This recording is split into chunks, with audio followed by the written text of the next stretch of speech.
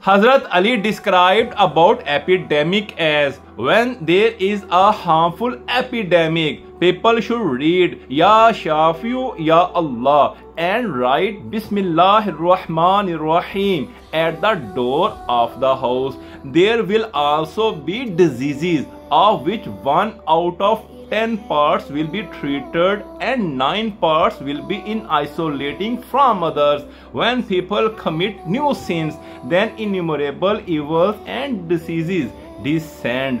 Thermal incense at home is a cure for 70 types of diseases. Rasulullah sallallahu alaihi wasallam said to Hazrat Abu Dharr Ghafari radiyallahu ta'ala anhu as Igtanim sihataka qabla sukmika, seize health before illness.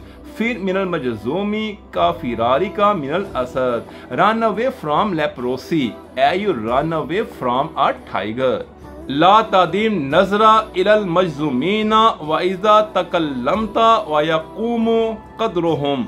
Don't look continuous at the lepers. There should be distance between you and the lepers, 1 or 2 spears.